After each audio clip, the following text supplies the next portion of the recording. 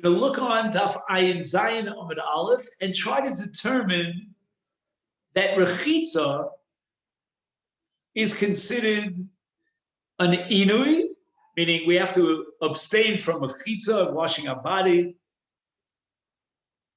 And if you recall, we tried to derive that from a pasuk in Daniel. Daniel experienced on his own initiative a 3-week period of mourning, of grief, over the termination by the king of Persia of the building of the second Mikdash.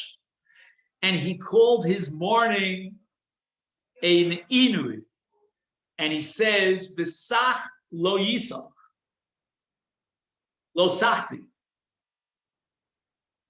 And we tried to figure out if he was referring specifically to Sicha or even to Rechitza, because of the extra word Visach, and also because in the case of Rechitza, like Shtia, he is taking something outside of his body, but we could argue that Shasiya is different than Rechitza because Shtia goes into the body.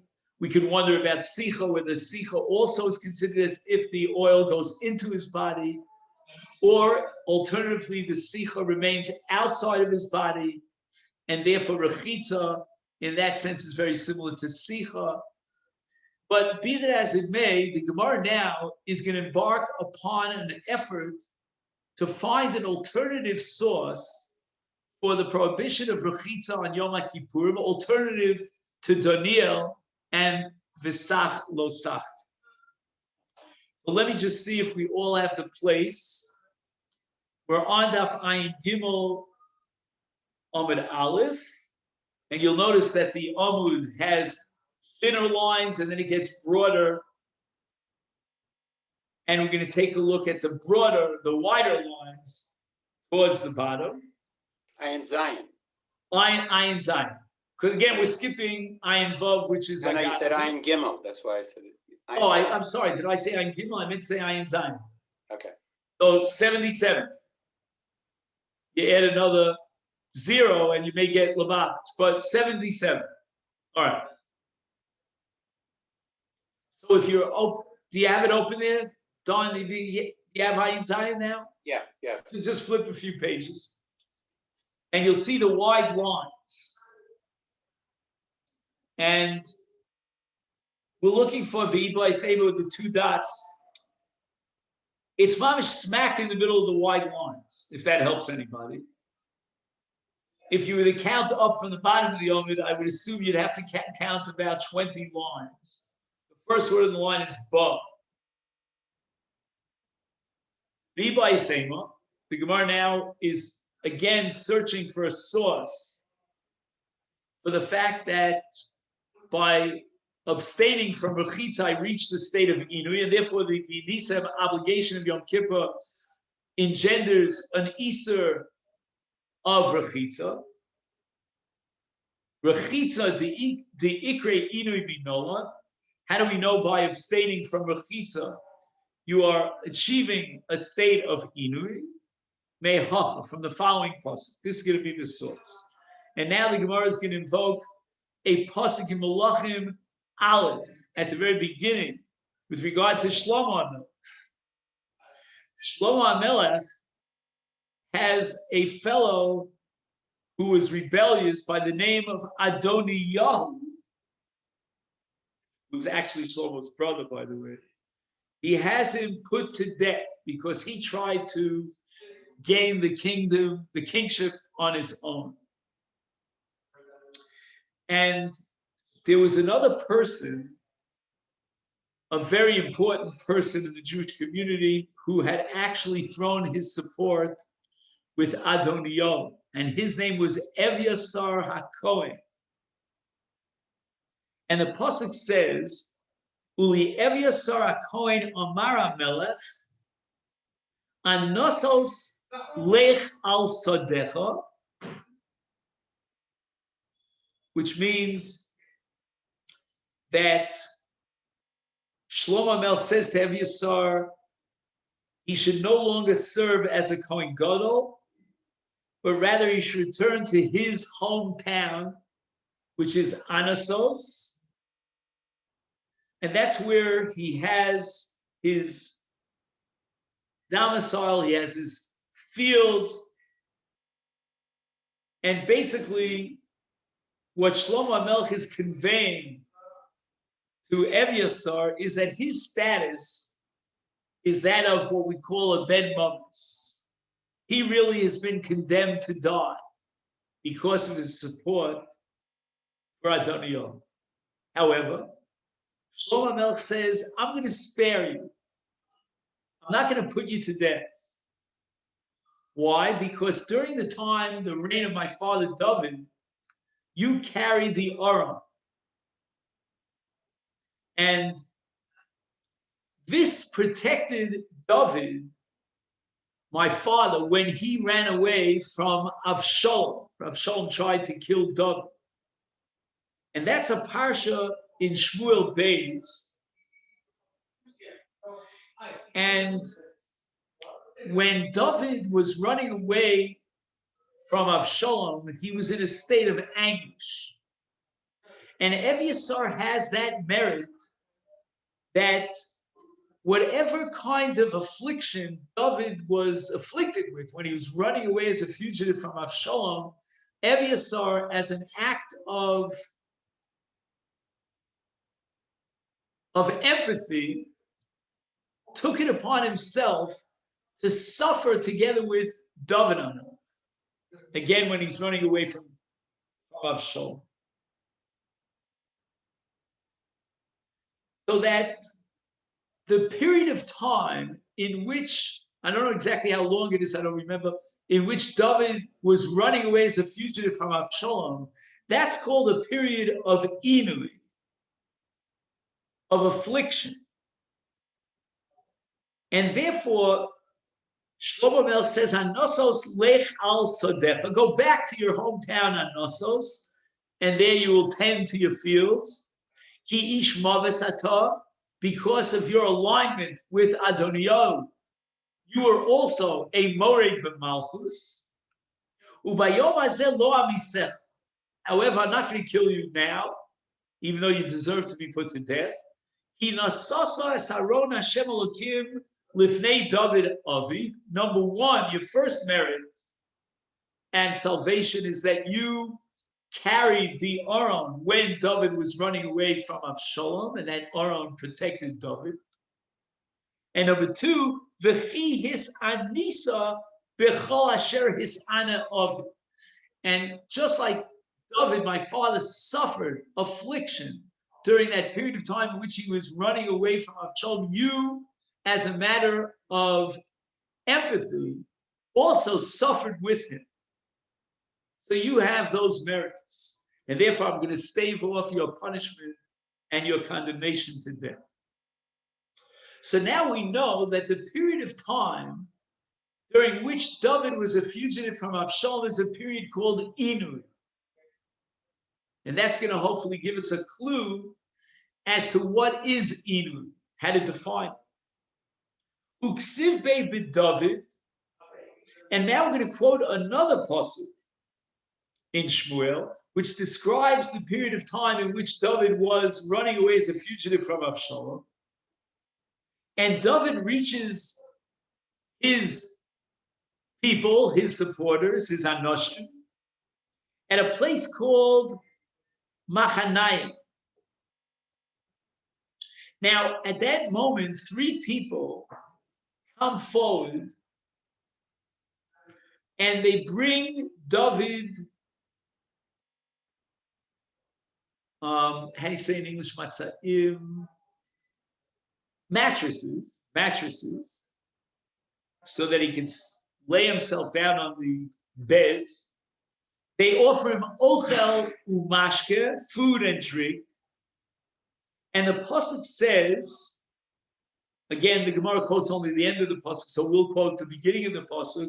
Udvash v'chema v'tzon ushfos bakar higishu leDavid v'la'am asher ito lech.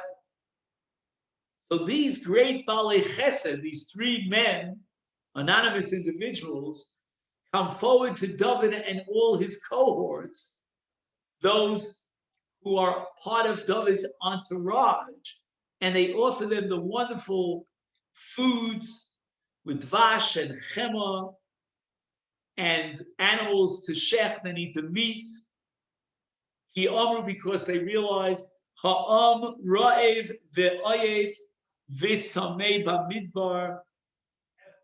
They see how much suffering and affliction David and his entourage, as we called it, are suffering from hunger, from exhaustion, from thirst. So these three categories of Ra'ev, Oyev, Vitzame, they define the Inui that this entire group of people with David at the head suffered during the period in which they were running away from Avshalom. And with regard to these three things of Ra'ev, Oyev, and Sameh, Shlomo declares, "B'chi hisanesa b'chol asheres ana avi." You participated in the affliction, the suffering of my father David during that period of time, and you too, your inui expressed itself in Ra'ev, Oyev, B'tzameh. And now the Gemara is going to explain what these three categories of inui entail. What are they? What comprise? What does it comprise? Ra'ev, milech. They didn't have bread to eat. Sameh, bimayim. They didn't have water to drink. But when it says Oyev, they were exhausted. Bimayim. What created this state of being, which is Inui, which is called Oyev? And the Gemara, for some reason, identifies Rechitza as, again, in the absence of Rechitza, as reaching the state of Oyev. Mimai, of what is the Oyev? Lav mirachitza. They were exhausted. It's like, I'll give you an example. Sometimes if you're home at night very late, you have a lot to accomplish, but you're feeling exhaustion, you take a bath. And sometimes a hot bath can put you to sleep. But let's say you take a cold shower. And sometimes it refreshes you and it wakens you up. So the ayefus here is a result of the fact that they couldn't wash their bodies.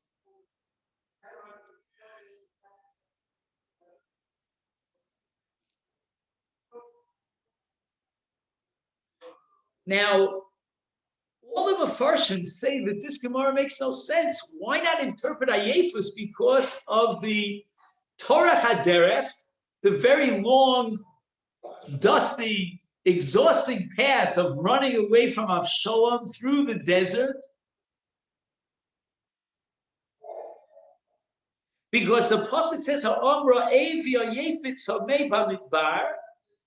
It doesn't say Ayef Min Hamidbar. The Gemara's diuk is that it should have said Ayef Min Hamidbar. Min Hamidbar would mean that the Ayefus is a result of Halicha B'Midbar. But instead it says Ayef, not Min Hamidbar, but Ba'midbar.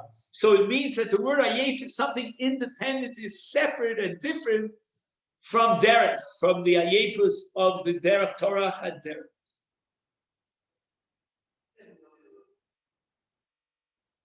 Now this is all a problem because there's another Gemara Moed that says that the word Ayef means Samei L'mayim.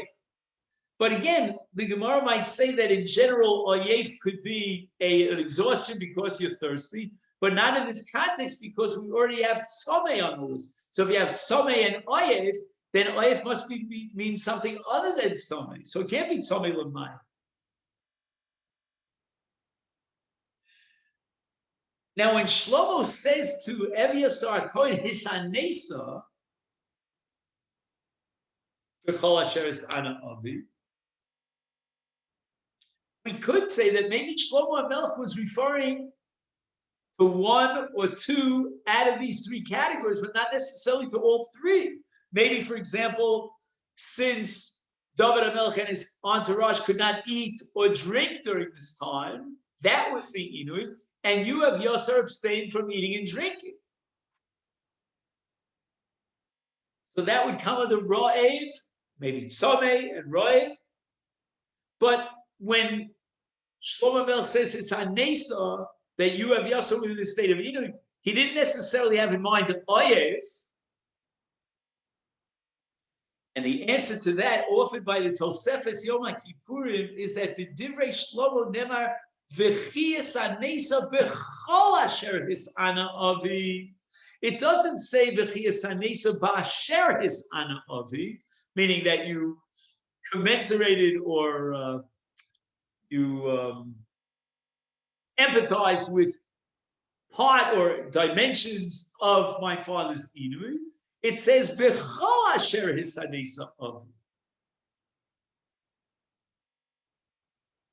And that means all three categories. So the Gemara rejects the Dilma, mina ilas hasandal.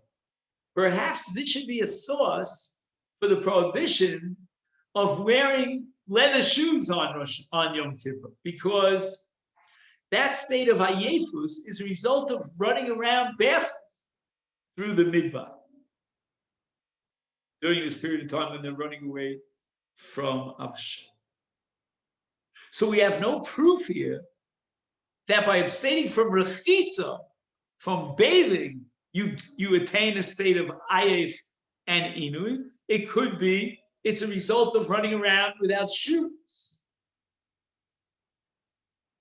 And now the Gemara is forced to find a different source, an alternative basis for deriving that rechitza is inui. Ela Amar Rab Yitzchak mechacha, from here. And now he's going to invoke a pasuk in Mishnah. Now, this derivation, by way of introduction from the pasuk in Mishlei, is not independent of what we saw in Sefer Malachim in the expression of Shlomo to Eviasar, but rather the Gemara is now plugging up a hole. How do we know that Oyev means to abstain from rechitza? Maybe it means to abstain from the ilas hasandal. Mayim karim al nefesh ayefa. We're going to determine what the word ayef means in Sefer Malachim from, actually the word ayef is in Shmuel, but I mean from Shlomo Melech's categorization of ayef as inui. We're going to derive it from this pasuk. This pasuk in Sefer Mishlei is going to reveal what is ayef mean. Mayim karim al nefesh ayef. If you want to offer therapy and refresh a nefesh ayef, then put him into a cold shower. So we see that mayim karim in this pasuk can be meshiv nefesh ayefa. If you're in the hot desert under the burning sun, you achieve a state of ayef because of the lack of water to wash your body, cold water, which would give a new refreshment to the nefesh hayefa that is suffering from the dry, hot sun and air of the midbar. So now we go back to the word ayef, which is expressed by those regarding those three men that came out and offered salvation to David and his entourage. It means ayef mi rechitza, and not from the ilas hasandal. We never found that ilas hasandal is called ayef, but in this pasuk we see that rechitza is called ayef, and therefore the inui that Shlomo HaMelech referred to was the inui of rechitza. Once again, the Gemara deflects this proof. The Dilma, perhaps, the pasuk Mayim Karim al Nefesh Hayefa Mishasiyah. It doesn't mean Ayef because of the lack of rechitza, but rather the Nefesh Hayefa is because of the lack of Shasiyah.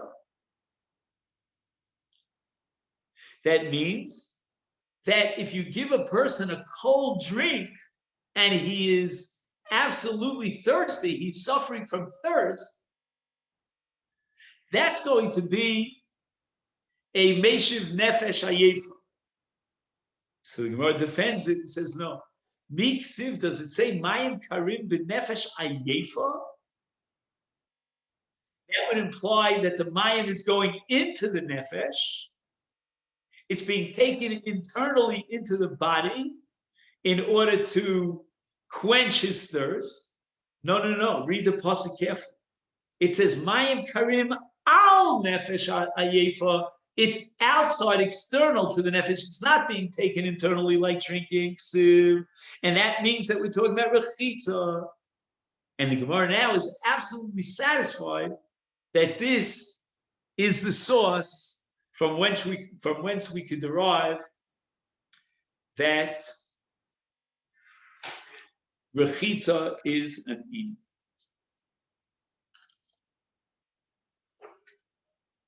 And now, I'd like to learn with you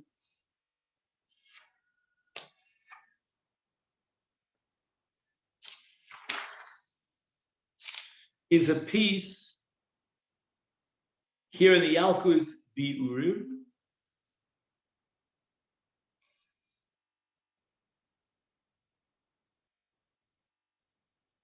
Ibo is ema rechitza dikri idu imi nolan.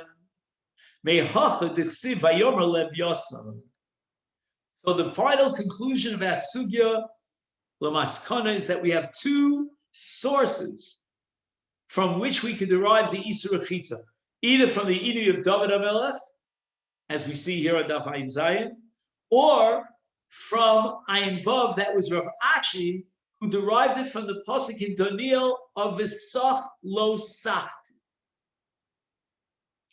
We cannot derive the Isur Inu of Rechitza from a pasuk V'tavo b'mayim b'kirbo, which seems to imply a hekesh between Rechitza and Sicha, because the Mishnah says that V'tavo, Shabbos, that V'tavo k'mayim b'kirbo is going to teach me a principle called Sicha Kishtia. So it's referring to Sicha and not to Rechitza. Now, the Gemara Moed that we indicated before, Daf Tezvav and Beis, addresses the Surei Avel. And Avel is Asur B'Rechitza during the 7 days following the burial of his close relative, Rahman al-Siv. And the Gemara in Moed derives the Isur Rechitza from V'alta Suchi Shemen,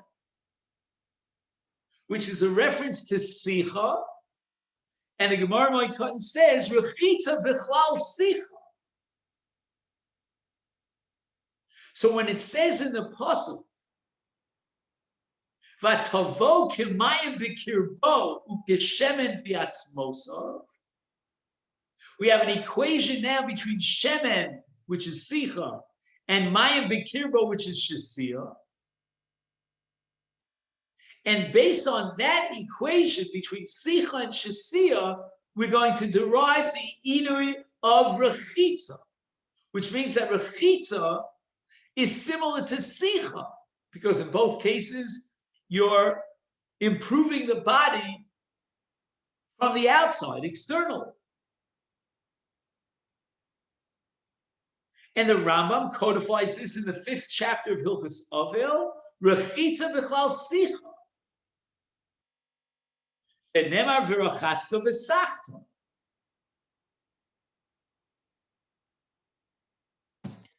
Very strange. In our Gemara, the Bavli, we have two sources from whence we derive that Rechitza is also B'Toras Inui, and in the Gemara Moed Katan, with regard to Avel, the Gemara says that Rechitza is B'chlal Shasir, a whole different source. And it's very interesting because the Gemara in Moed Katan, insofar as we equate Rechitza with Sicha, is based on the pasuk Vatovo Mayim Kimayim B'Kirbo Ukeshevet Be'atzmosa. And our Gemara rejects that. That could not be a source for Rechitza. What I want to do, and with this we'll conclude for today and for the week, is quote to you a Shara Melech at the very beginning of Hilchos Shvisas also. He says, Kol ma shagmar b'sugyan dochas halimud mi v'tavo kemayim b'kirbo hainu mishum she'ikar ha'pasuk al rechitza. If we would interpret this pasuk as referring to rechitza, efshal lilmon misham sicha kishtir. We had no choice, because if we would introduce rechitza, we would be knocking off sicha and rejecting a source for the principle of sicha kishtir. Amo b'moed katan, there, we're not saying that the Iker pasuk is coming to teach me rechitza. That's only what we call a gili milsa b'alma. In other words, the Gemara in Moed Katan would also accept the principle of Sicha Kishtir, which is formulated by the Mishnah in Shabbos, but the Gemara in Moed Katan wants to say that there's a Gili Milsa here from which we could derive even Rechitza, although, again, the main Ikar Pasuk is talking not about Rechitza, but rather about Sicha. And therefore, Batovo Kemayim B'Kirbo means that Shesiya Ukeshem Batzmosa means Sicha, and Sicha is Kishtir. Okay, then, so let's make a note of where we got up to.